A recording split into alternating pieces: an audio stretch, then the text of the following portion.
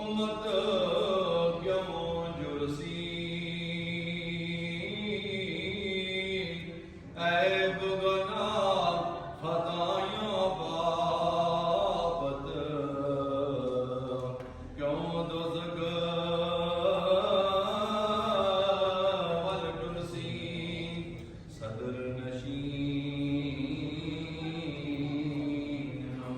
मियां सब फरमाते हैं सदर नशीन आपका करीब होंगे उसको क्या सदर नशीन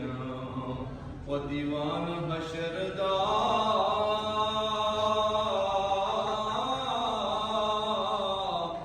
अफसर विच इमामा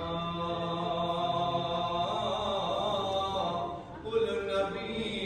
मोहताजुना दे नफरमान गुलाम की गुजनात ये मैंने रोज़ा रसूल पे पढ़ी है की गुजनात वो तो साडिया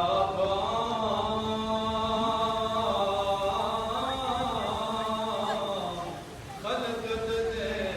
सरदारा लख सलाम